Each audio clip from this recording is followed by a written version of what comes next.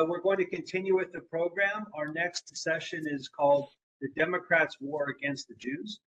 Speaking on this issue, very pleased to introduce Michael Goldstein. Michael Goldstein is the State of Arizona Director and General Counsel at Proclaiming the Justice to the Nations. As Michael mentioned, he's a lawyer and has served for many years in the Naval Intelligence Department. So very happy to have Michael Goldstein speak to us about the Democrats' war against the Jews. Thank you, Mike. Yeah, I just want to say in addition, in introducing myself, that I've also been a very strong student of military and diplomatic and naval history since I was about 11 years old, which is about the age that people get into that stuff. So some of that's going to be woven into the talk today. PJTN, Proclaiming Justice to the Nations, is a Christian media company headquartered in Nashville and Franklin, Tennessee, and some chapters around the country and around the world. And the mission statement is to protect and defend Jews in Israel against the rising anti-Semitism around the world, with a secondary issue of taking back America's children, which relates to our education system. And if you go to the website pjtn.org and do a search for white papers, you will find a couple of white papers I'll refer to later about our education system. Here's how I view the current situation in our country. Everything this administration has done has made America worse than it was when they came into office. And this was certainly intentional. These people are not stupid, and they have an agenda. And one second, froze up here. They're doing their best to drive America into chaos, and having done so, they intend to pick up the pieces and rule the United States with an iron fist. And I believe that's what this conference is demonstrating to us. One part of the Democrat agenda is their war against the Jews. This has been going on for a very long time under Democratic administrations. Later, we'll discuss an example of how the Democrats' ruination of one American institution at the grassroots level, which includes as one of its elements a portion of their war against the Jews, has led to a almost fatal weakening of a most important national institution, constitutionally mandated to protect this country. Let's begin with the macro issue. The State of Israel is home to about half the world's Jewish population. It is presently in danger and is fighting for its life. The United States, under the present administration, particularly through the State Department, is interfering in this war in such a way as to prevent Israel's long-term survival. It has allied the United States with Israel's and America's enemies on a strategic level. They're fighting this war on several fronts, but overall the goal of Israel's enemies has been clearly articulated and published. Most companies and military organizations write down their goals and objectives, especially long-term strategic objectives. Every country has or should have a strategic goal for its foreign policy. And this is the goal of Iran, Hezbollah, and all of Iran's proxies, as articulated by the late unlamented leader of Hezbollah, who was killed by the Israelis a week ago, finally. In a speech last year, Hassan Nasrallah announced, quote, we should all listen to this and think of us in the United States. Lebanon was a Christian country, but we took it, and now it's ours. And after we kill all the Jews in Palestine, we will just have begun. We won't stop until every country on earth is ruled by the law of Allah and the people of Islam, like our prophet promised. In this, Nasrallah was articulating a main tenet of Islam. The world is divided into two houses, the house of Islam, where Sharia law is the law of the land and all inhabitants submit to Islam, and the house of war, a perpetual war against all peoples who have not yet submitted to Islam, which will be waged by jihad until the entire world submits. Our State Department doesn't recognize that this is what is going on. So what are the Israelis doing? They are defending their country and the people against those who attacked them on October 7th, 2023, Hamas, and October 8th, Hezbollah, murdering, raping, kidnapping thousands of Israelis and other nationalities and dispossessing them from their homes in southern Israel and northern Israel. Over 100,000 people who have become internal refugees. But Israel is also fighting this war on behalf of Western civilization, on our behalf. When the Islamists say they intend to kill those of us whom they cannot convert to submission to Islam, they mean it. Israel is the first area of operations in a global war declared upon the West by Islam. The position taken by the United States is very peculiar. After October 7th, when the United States sent 2 aircraft carrier battle groups to the Eastern Mediterranean and the Red Sea, many of my colleagues, and certainly many Israeli citizens, were thrilled that the United States was coming to the aid of Israel to protect Israel from Hezbollah and Iran in the north, while Israeli Defense Force soldiers were fighting Hamas in the south, in Gaza. I was skeptical, and I concluded that the U.S. armed forces were present not just to protect Israel from Hezbollah and potentially Iran, but also to protect Hezbollah and Iran from Israel. And I have been proven correct. The United States has shown that it will assist Israel in defending itself from attacks from the north, but it has also placed tremendous pressure on Israel not to engage in any offensive action against Hezbollah or Iran. The Biden administration is intent on preventing the outbreak of a major war in the Middle East at this time, regardless of the effect of this policy on the survival of the State of Israel. Our armed forces are forbidden to assist Israel in any offensive action. But wars are not won by defensive actions only. To win a war, a country must go on the offensive and defeat the enemy. Apparently, the U.S. State Department is unaware that wars must be won, not merely settled diplomatically to prevent the enemy from rising again. Instead, the State Department wants Israel to put its faith in a notional diplomatic solution with its enemies. As we shall see, such a solution is entirely incompatible with the survival of the State of Israel and its people. Israelis learn from history, and the U.S. State Department does not. World War I ended with the treaty between Germany and its Central Power allies on one side and the Western allies on the other. Allied troops never invaded Germany. They never occupied Germany after World War I ended. The November 11th, 1918 armistice came before that happened. Germany did not feel defeated, merely betrayed, and it came back 21 years later to try again. But in the Second World War, the Allies showed that we had learned the lesson the Democrats have now forgotten. We defeated Germany and Japan to such an extent that the war in the European theater of operations did not end until Germany had been laid waste and Soviet troops had occupied the Hitler bunker in Berlin. The war in the Pacific and Asian theaters did not end until we had completely blockaded a Japan which was facing starvation and had firebombed 60 of their cities to do so. Then we occupied Japan and changed their government. But what the State Department wants Israel to do now is to reach a settlement with its sworn enemies, which would leave those enemies free to rebuild, rearm, and reattack Israel in the future. Recent events have shown that the Israelis will not do this. The Biden administration was furious that Israel had taken offensive action against Hezbollah and even against Iran itself without notifying the United States that it intended to do so. It remains to be seen what punishment the State Department will exact against Israel for this transgression. This is a Democrat administration, and its Middle East policy is a large part of the Democrat Party's war against the Jews, against their survival. As an institution, the United States Department of State, since before the resurrection of the modern Jewish state in 1948, which the State Department had vigorously opposed, has discriminated against Jews and has developed a culture of antisemitism which it retains until this day. The Franklin Roosevelt administration and its Department of State in 1939 would not permit into our country middle-class professional Jewish German refugees who were fleeing the Nazis.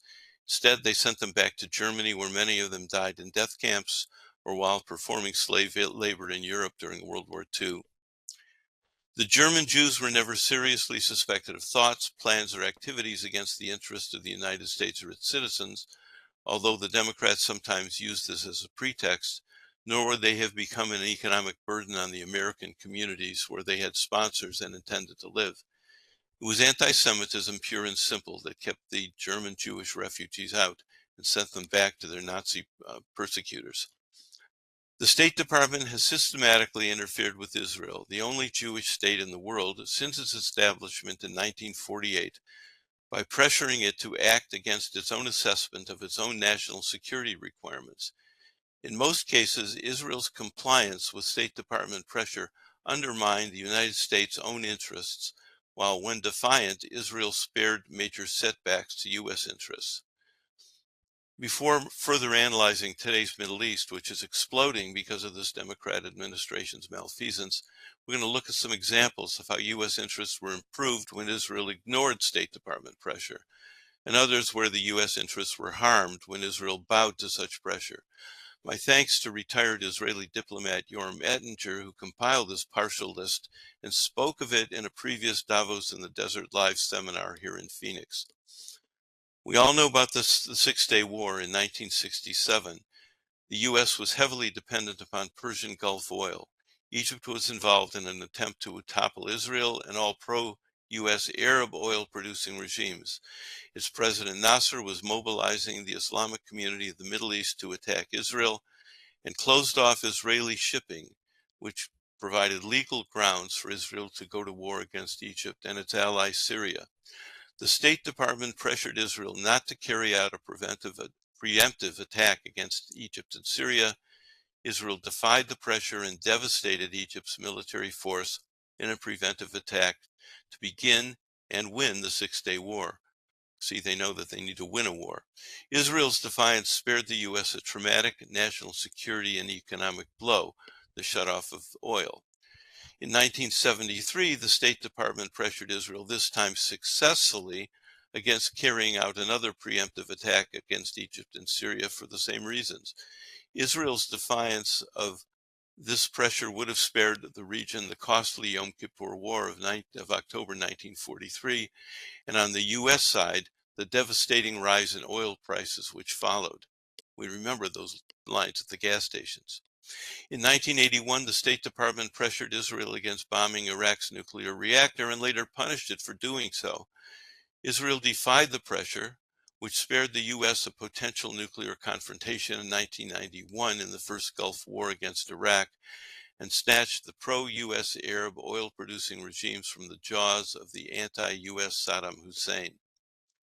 In 2000, the State Department offered Israel an $800 million inducement, which they never paid, for Israel's intent to evacuate South Lebanon, which elevated Hezbollah into a dominant stature in Lebanon and ushered a 150,000 missile Hezbollah terror machine fortified by a most advanced underground tunnel network, which may exceed Hamas's tunnel complex. Two things happened in 2006. Israel once again bowed to State Department pressure, allowing the participation of Hamas in the Palestinian Authority election, which catapulted Hamas to unprecedented political stature in Gaza, Judea, and Samaria. This is the West Bank, and the State Department is now pressuring Israel to create a new Palestinian state in this area as part of what they deem to be a, quote, two-state solution, unquote. This, of course, would be one more Hamas-controlled state ferociously attacking Israel, this time from its eastern border.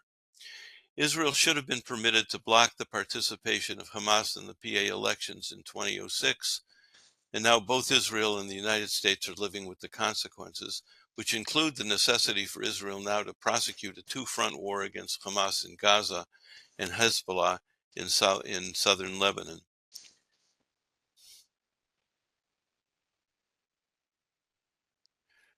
Another part of the problem in 2006 is that Israel complied with State Department pressure, ending its war against Hezbollah, which it was fighting then, through UN Security Council Resolution 1701, rather than through the obliteration of Hamas's military infrastructure. Israel was pressured to trust the United Nations to enforce a demilitarized zone in South Lebanon. The United Nations never enforced the resolution against Hezbollah at all. This solidified Hezbollah's dominance in Lebanon and bolstered its role as a regional and global epicenter of terrorism and drug trafficking in the service of Iran's Ayatollahs, as demonstrated by Hezbollah's expanded foothold on U.S. soil, which Yoram Ettinger talked about, and growing terror collaboration with the drug cartels of Mexico, Colombia, Bolivia, Ecuador, and Brazil. They are here in the Western Hemisphere, Hezbollah, and they are in this country, having gone through our porous southern border. Because the Israelis were not permitted by the State Department to deal with the situation in 2006, and because neither the United Nations nor the United States have done anything at all to enforce Resolution 1701, today we are faced with the fact that in order to permit 80,000 citizens of the north internally displaced from their homes in northern Israel by Hezbollah's one-year shelling of their towns, Israel is poised to take southern Lebanon back from Hezbollah. It is contrary to American interests for the Middle East to become engaged in a general war now, but the cause was State Department pressure on Israel in 2006. The problem festered, and in defiance of extreme pressure from the Biden administration, Israel is at long last moving ahead this week to achieve its war aim in the north. And the American administration is furious with Israel. Since the 1993 establishment of the PLO-controlled Palestinian Authority, the State Department has promoted annual foreign aid to the PA while pressuring Israel to facilitate the establishment of a Palestinian state on the eastern border of the two-state solution.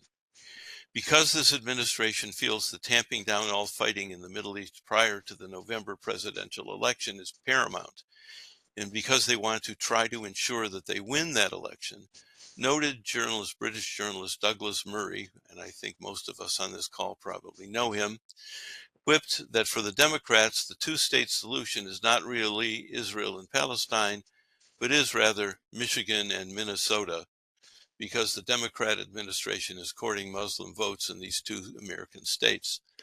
This policy has been pursued irrespective of the core Palestinian ideology and its rogue daily conduct, which mandate the annihilation of Israel, as articulated by Hassan Nasrallah and as evidenced by the 1964 PLO Charter, Palestinian hate education, mosque sermons, monthly allowances to families of terrorists, and the Palestinian intra-Arab terrorism. The State Department ignores the potential impact of a Palestinian state west of the Jordan River, toppling the pro-U.S. Hashemite regime in Jordan east of the river, transforming Jordan into an epicenter of anti-U.S. Islamic terrorism, and destabilizing the pro-U.S. Arabian Peninsula regimes, a setback to the Western economy and national and homeland security. The administration has destroyed President Trump's successful America First foreign policy related to the Middle East, or at least put it on hold. We can cross our fingers. The Biden-Harris Middle East policy is based on its Western-oriented concept of reality, and this is very important, which is delusional when applied to the actual on-the-ground reality of the Middle East. This policy is destructive of the national interests of the United States and of friendly governments in the region who rely on the U.S.-Iran, and who rely on the fact that the Iran is a avowed enemy of America and the West, but the administration is nevertheless facilitating the establishment of Iranian hegemony over the Middle East. The battle the Israelis are fighting today is the initial campaign in a world war to protect the entire Western way of life and civilization against the ideology and the concrete plans the minions of the late and unlamented Nasrallah and the Islamic world have to destroy us. Yet instead of following its ally Israel's lead in operating side by side with the Israeli Defense Forces to destroy the existential enemy of the West, the Democrat administration is continuing its war against the Jews by putting Israel at risk in pursuit of an impossible diplomatic solution. It cannot be overemphasized that the administration's policy is identical to Hamas's war aim, and if this policy goal is achieved, Israel will die. Although this is a policy abhorrent to the majority of United States citizens, that is what we are doing. Hamas's war aim is to survive, and it can only achieve this if Israel stops fighting before completing its own primary war aim, which is to eliminate all possibility that Hamas will ever again be capable of attacking anyone in Israel or taking Israeli or American hostages. Israel must destroy all Hamas leadership and all Hamas infrastructure in Gaza. In the north, Israel must in the short run completely eliminate Hezbollah's capability to make the north of Israel a zone where Israeli citizens are unable to maintain the safety of their neighborhoods and themselves. 80,000 Israeli internal refugees must come back to their homes. That's an Israeli war aim. In the long run, because Hezbollah's goal is to eliminate Israel and all Israelis, the Israeli Defense Forces must take the opportunity, which they created in the past few weeks, to eliminate Hezbollah entirely and to return Lebanon back to the Lebanese. The U.S. administration's policy is diametrically opposed to Israel's survival. It is to coerce Israel to stop all fighting immediately on both fronts, north and south, and to rely instead on the notional diplomatic option of negotiating with Hamas and Hezbollah. In accepting this identity of interests with Israel's genocidal enemies, this administration has made the United States a strategic ally of those enemies. Guiding this administration's policy relative to Israel is Secretary of State Antony Blinken. The State Department has two major problems in dealing with Israel and its enemies, and both of them work to the detriment of Israel and of the American people. First, Blinken et al. Believe that they can reach a favorable peace with the Ayatollahs in Iran based on a Western concept of negotiation, such as a money deal. They also imply that such a deal could be made which would protect Israel, although I doubt that they would have made such laughable, false representations to the Israeli government. The rules of the game, however, are not written in Washington, not this game. They are rather established by the reality of Middle East history and present Islamic politics, policies, and doctrines. As retired Israeli Democrat Jorn Ettinger explains, Blinken underrates the fact that any policy towards the Israel-Hamas war should be a derivative of the 1400-year-old intrinsic features of Middle East reality. For instance, the absence of intra-Muslim and intra-Arab peaceful coexistence, the violent intolerance toward infidels, apostates, as well as believers, the absence of democracy, human rights, and long-term compliance with agreements, shifty and unpredictable policies, and violence, the tenuous nature of all Arab regimes which ascend to and lose power via the bullet, violence, and not via the ballot, the tenuous nature of these regimes, policies, and accords, the centrality of fanatic ideology which transcends the Western notion of money talks, etc. In this frustrating volcanic reality of the Middle East, unlike the much more convenient and predictable U.S. State Department's alternate reality, the most critical component of national security is posture of deterrence rather than negotiation and peace accords, which are as tenuous as the regimes that conduct them. Snatching Hamas from the jaws of defeat undermines U.S. interest. Now, Ambassador Jorn Ettinger lived in the United States for many years, and he understands what we're about, and he understands what Israel and the Arabs are about. And I think we need to take his views to heart. Not only does the State Department have an unrealistic view of the possibility of an effective diplomatic deal with Iran, it demonstrates no basic understanding of the strength of the hatred Muslims exhibit, not just towards Israelis, but of Jews in general all over the world. Either Blinken does not understand what is going on, or he chooses to ignore this basic trait of Islam in furtherance of the Democrats' own political agenda, regardless of the consequences to Jews, Israel, and Western civilization. Unfortunately, in its pursuit of making a deal, by its favorable treatment of Iran, the American administration has already intentionally relinquished every bit of deterrence toward that regime which the United States had painstakingly established over many years, pre-Obama and during Trump. Moreover, the stakes Secretary Blinken is betting are not his own. The future of Western civilization and the American way of life are chips he is betting and losing. But the most immediate stake he is betting and losing is the continued existence of the State of Israel and the lives of millions of Jews who are its citizens. This is a continuation of the Democrats' war against the Jews.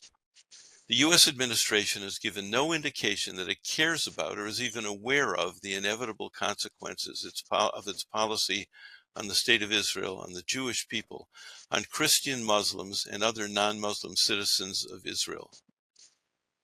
Christian Arabs, I meant to say, I'm sorry, and on Jews worldwide, including those who are citizens of the United States. What were Hamas's motives in beginning this war on October 7th, 2023? In short, Hamas must kill Jews.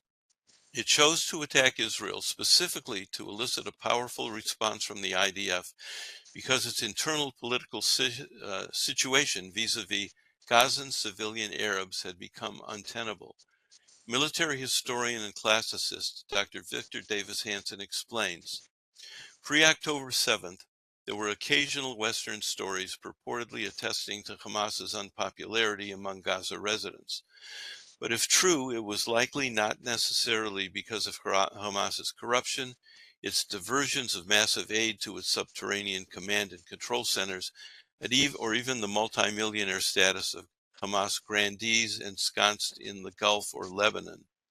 Rather, Gazans resented the combination of corruption with the perception of Hamas's impotence, more particularly with the reality that Israel was more powerful, more affluent, and more confident than ever before.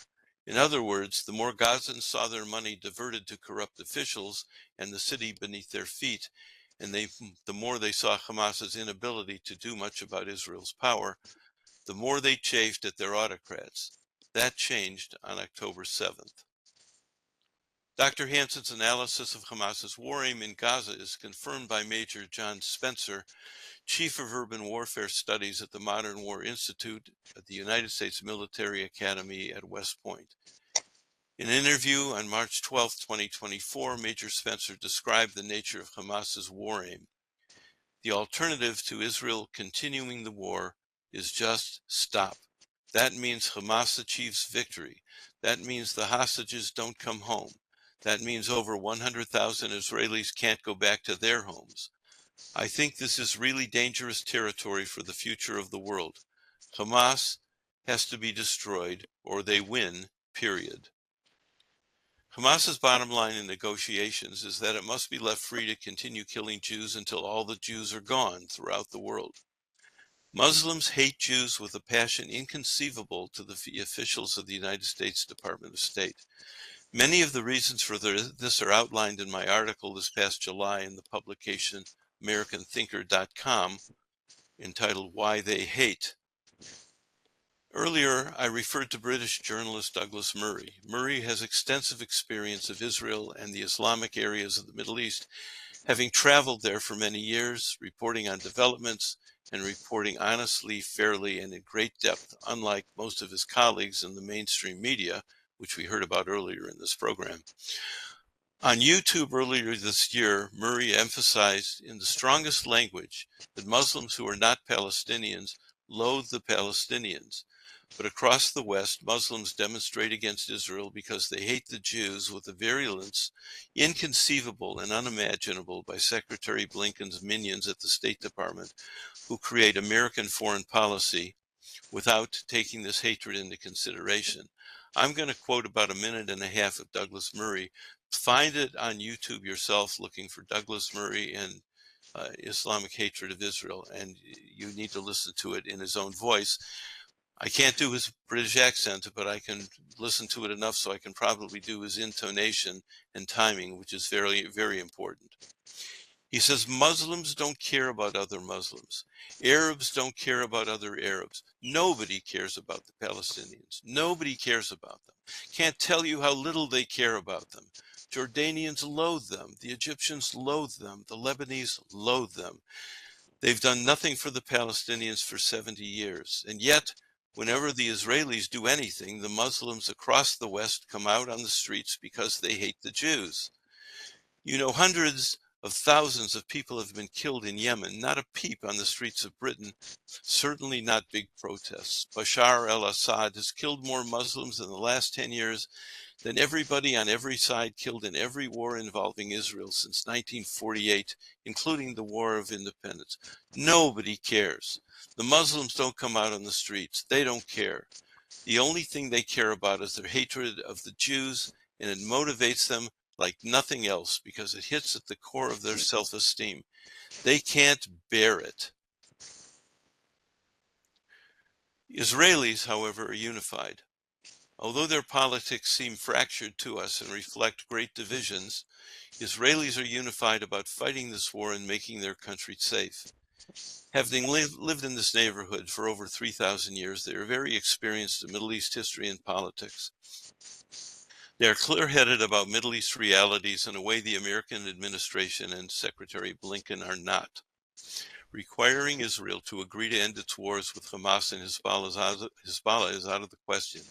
It is tantamount to requiring Israel to agree to its own slow death. This is not hyperbole, and the Israeli people know it. The American people ought to understand this as well. American Jews who are Democrats should also understand that this is what their own party is requiring of Israel, but the Israelis won't go along with it. They won't do it. Truly, Israel is the canary in the coal mine of Western civilization, but it is more than that. They are fighting our battle now, but for its short-term political benefit, and arguably because it is purposely trying to weaken the United States, the Democrat administration is mandating that the canary, our ally, allow itself to be killed.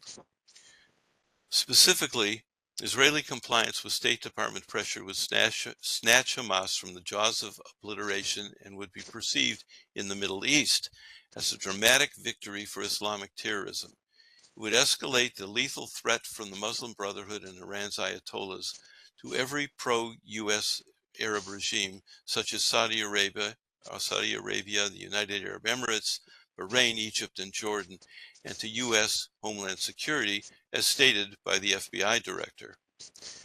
As U.S. military members, and this is important to me as a military veteran, U.S. military members are daily putting their lives on the line all over the Middle East, ashore, at sea, and in the air. There is no evidence that their chain of command has informed them that they are doing so in the strategic interest of Hamas and Hezbollah and Iran, and are facilitating the war aims of the barbarians who rape, torture, murder, and kidnap civilians. The administration's war against the Jews is but one aspect of the Democratic Party's attempt to ruin the United States. Here's how it works. You will be shocked to learn the end result of a destroyed American institution, but then you work backwards to work out the causes of the destruction of that institution. Let's look at foreign policy, which has been chaotic since the end of the Trump administration. Under Trump, even as he had to battle the deep state, the administrative state within his own State Department, and over those objections, he managed to create a cohesive and effective foreign policy which not only benefited the people of the United States, but also benefited our foreign partners and allies, particularly in the Middle East. This is all gone. How did it happen? Victor Davis Hanson, again, classicist and military historian, has written extensively about how a strong standing military can be a deterrent against potential enemies. In other words, credible deterrence can stop wars before they start. Ettinger also has said this, as I quoted earlier about the Middle East. Under this administration, however, the United States has squandered most of the deterrence it had in the past to convince enemies such as the People's Republic of China and Iran that they should not make any bold moves which may be seen as contrary to United States interest. United States policy in the Middle East, especially concerning the Islamic Republic of Iran and its Revolutionary Guard Corps and its proxies, has been turned on its head. The United States, when we were militarily strong under President Trump, was able to protect our allies in the region and throttle Iran's plan to spread terrorism throughout the Middle East in order to establish its hegemony over the region. The current administration, however, it has done everything it could to facilitate Iran's hegemonic plan by providing the mullahs with scads of money, which they are using to support their terrorist proxies with weapons and other support. It is also facilitating Iran's program to acquire nuclear weapons.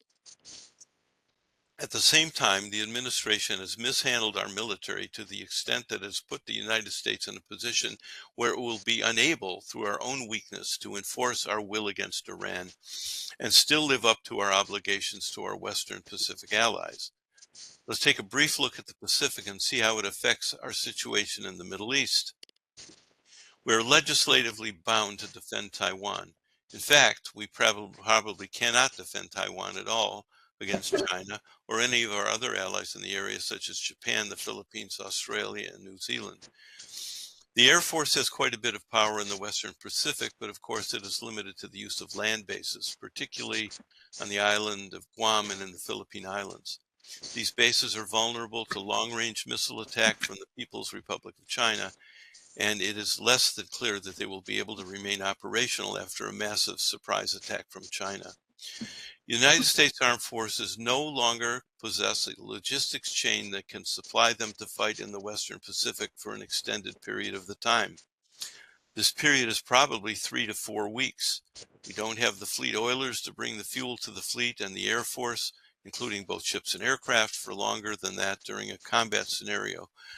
And in combat, you use fuel and munitions about double or triple the peacetime estimates, almost immediately upon the beginning of hostilities. I hate to sound like an old general who's accused of always preparing to fight the last war and not the one on the horizon, but these problems are the same ones we faced when we were fighting against Japan in the 1940s. Although the technology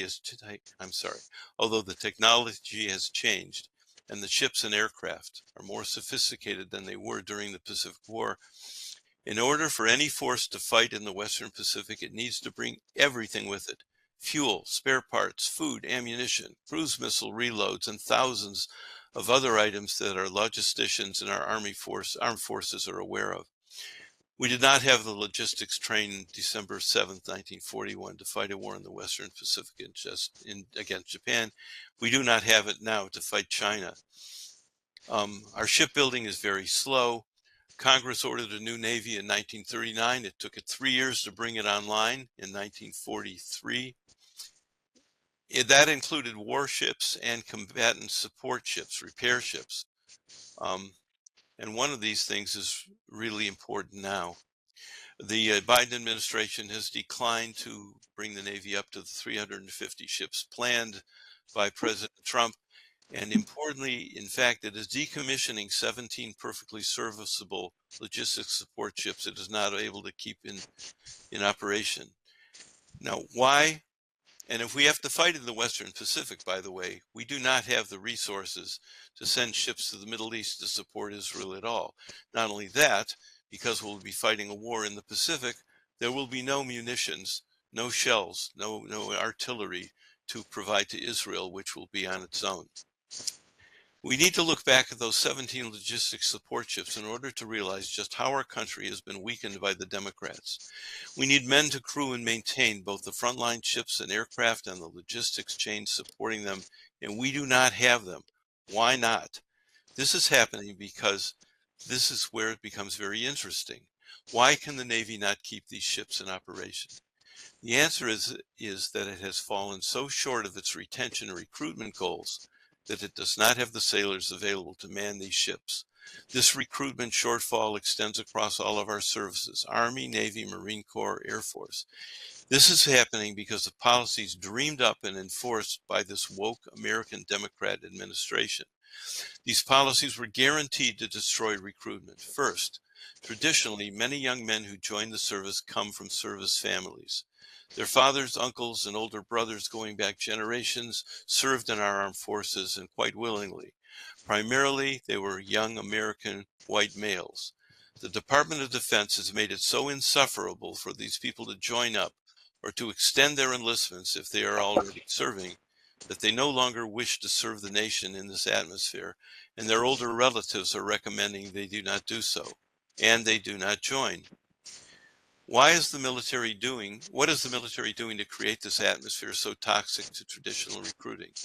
First, it created Investigative committees to search for white supremacist and racist traits and organizations is expected to find within the armed forces and among potential recruit populations. A witch hunt. It came as a surprise to the woke leadership of the Defense Department and the military services that all these investigations came up empty, but it was no surprise to those of us with common sense who have military experience. Secondly, it instituted DEI training from boot camp all the way up through the service academies where our officers are trained. Third, they required currently serving members to take the jab, and those who refused to do so were discharged regardless of the skills and experience lost to the armed forces. President Trump has promised that if he is reelected, he will immediately extend an offer to all of those who left the service because of the vaccine mandate. He has promised them reenlistment with back pay. Fourth, the armed forces in their recruiting have instituted quotas favoring women and people of color over the traditional cohort which normally enlists, that is to say, white males. Fifth, there is a clear policy that promotions to higher ranks is only for people of color and women. White males in the lower officer and enlisted ranks are getting out because they have no reasonable prospect of promotion. There is a more basic problem that fits in with the topics under discussion today. A few years ago, I was marshaling high-level witnesses to testify before an Ohio legislative committee to support a bill to remove DEI, which we then refer to as CRT, critical race theory, indoctrination in our public schools and universities. In my discussions with a retired Navy Captain 06, who was Chief of Staff of the Defense Finance Center, he asked rhetorically, why would any young men or women voluntarily sign up to serve in the armed forces of a country which their education has convinced them is racist at its core and the most degraded nation in the world and the cause of most of the world's oppression? Unquote. The Democrats' long-term goal of weakening the armed forces, the U.S. armed forces, by sabotaging our educational system is now bearing fruit for them at the highest and most important levels. My organization, Proclaiming Justice to the Nation, has produced 3 white papers. The first demonstrating how Islamic infiltration of our K-12 education is destroying our constitutional republic. The second demonstrating exactly how the Islamic world has taken over our most elite institutions' higher learning. And a third which analyzes wokeness in Jewish and Catholic private day schools. The extent of our enemies' infiltration of our education is frightening. The pro-Hamas and anti-Israel demonstrations we have seen on our campuses beginning on October 8, 2023, involve Islamic organizations such as Students for Justice in Palestine and a professoriate dedicated to anti-Zionist and anti-Semitic indoctrination of our university students. Rather than learning classic history and humanities, our students, our children and grandchildren are taught to become social justice warriors. Many of them, perhaps most of them, do not even understand the meaning of the slogans they are chanting and do not even realize that in their support of Hamas, they are advocating the total annihilation of the Jewish people. There is no indication that the Biden administration has any intention of taking on the challenge of anti-Semitic indoctrination of our university students by Islamic organizations and the left-wing professoriate, which are doing the indoctrination. The majority of our K-12 textbooks are published by companies owned and based in Qatar, and their content is not what we saw when we were in school. They are riddled with inaccuracies regarding the history of the United States and the history of the world. Because we are speaking today specifically about the Democrat war against the Jews, here are just a couple of the problems. The new American history textbooks have eliminated from their content almost all mention of individual Jewish people who loved and helped their country, the United States of America. As an example, the name of Chaim Solomon is gone, disappeared from the textbooks. Solomon was a New York banker during the Revolutionary War and a friend of General George Washington. He took it upon himself to fund Washington out of his own funds and those of some of his friends to provide shoes and other basic materiel to Washington's troops when the Continental Congress could not or would not do so. In fact, he gave up his entire fortune to fund this country when it was born, and as a result, he died penniless. But American students will never learn this, nor will they learn anything about any other individual Jews and organizations who helped and supported and fought for this country, just as their patriotic Christian neighbors did. Secondly, the new textbooks have revised the definition of the world's major religions, where previously this took into account the intellectual and moral and ethical contributions made by religions to the world, and in particular to the United States, where Judaism was usually ranked second, just behind Christianity. The new textbooks rank world religions by the number of their followers, putting Christianity first and Islam second. Judaism is relegated now to a much lower category of other. Destroy our children's education at the bottom, and we become incapable of defending our country and our allies at the top. This is what the Democrats have done and are doing now. This is their war against America, their war against the Jews, and their war against Western civilizations. There are two ways to attack the educational problem at the grassroots level. First, it is a long-range fight, and we must elect conservative majorities to all our local school boards so they can rid their systems of DEI and Islamic indoctrination. This will probably take 2 election cycles, and we're working on it in various states. It's hard work. Second, we must meet with our state legislators and convince them to defund all programming in K-12 and higher education in their states, even remotely related to DEI training and Islamic indoctrination of students and faculty. Returning to the main problem, that is, of the war this administration is waging against the survival of Israel as a part of its war against the Jews in the Middle East. Here is the American ethical dilemma. The United States administration's policy of intervention to prevent Israel from accomplishing its war aims, if heeded by the Israelis, will result in the eventual destruction of the state of Israel and the murder of, once again, over 6 million Jewish people. This is immoral and unconscionable, and certainly not a policy most Americans would support if they were informed about it. Regarding this war, that is to say the Democratic Party's war on the Jews in Israel, what will be the moral consequences to the government of the United States, a liberal enlightened nation, if it succeeds in coercing Israel, a fellow liberal enlightened nation, a loyal friend and ally, which is fighting a just war to defend itself and Western civilization against an existential threat, to stop fighting, if they're coerced to stop fighting and let the barbarians win?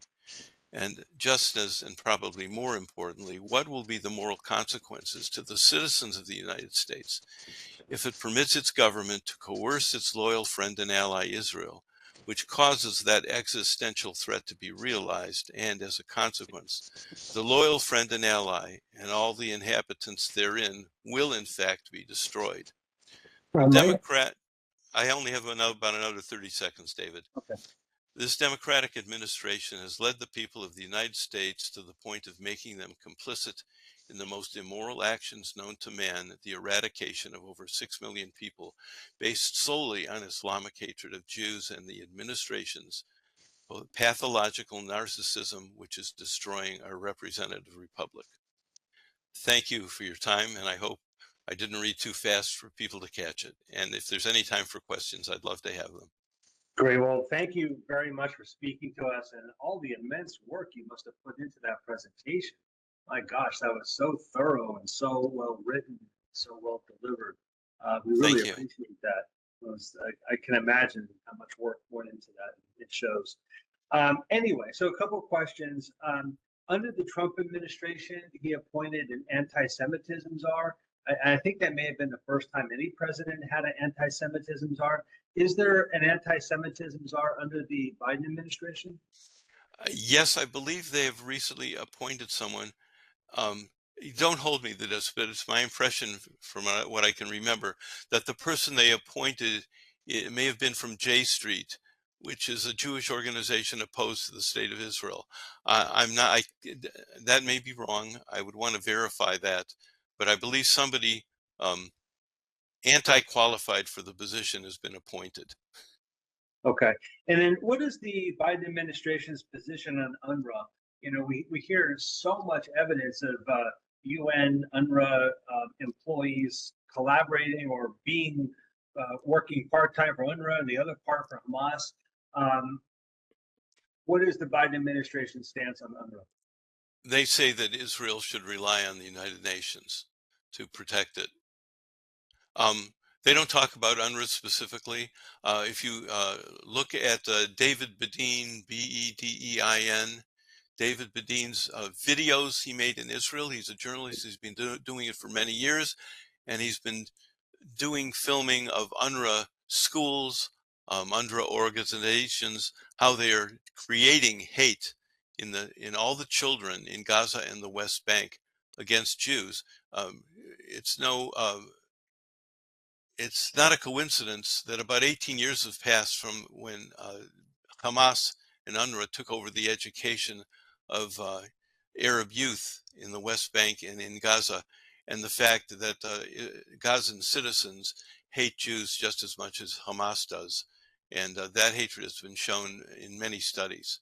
It's not, they may be innocent civilians under international law and the law of armed conflict in international humanitarian law, but they are not innocent in their minds because they hate Jews as much as their, quote, protectors, unquote, in Hamas do.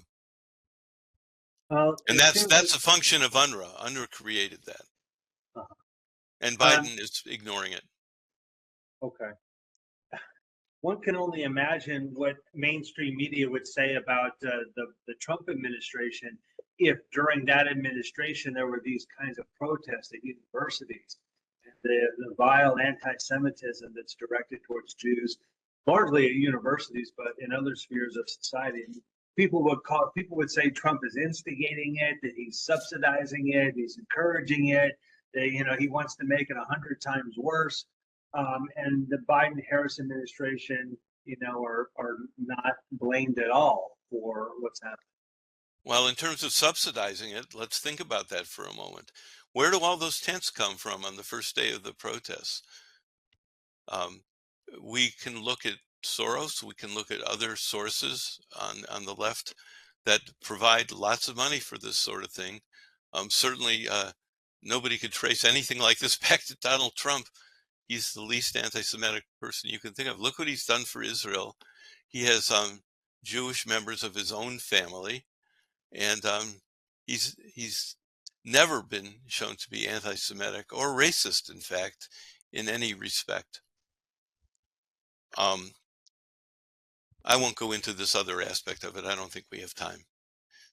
But if you want to have me back sometime, I can talk about some other stuff. Okay.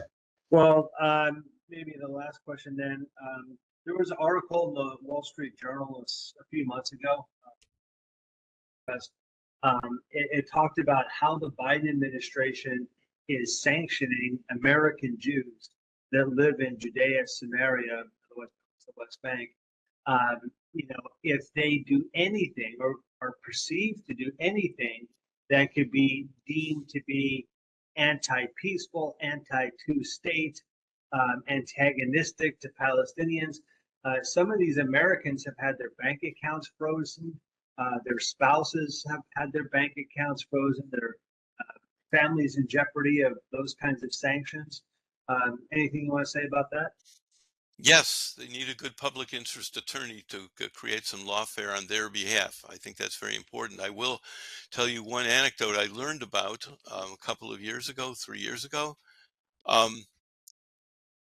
The Navy, it was specifically in the Navy, I think, they were looking for some dentists to, during when we were fighting overseas, they were looking for some civilian dentists or retired Navy dentists who would come to American naval bases and take care of dentistry there for the troops, for the sailors, while the active duty dentists went to the Middle East to take care of the people on active duty there.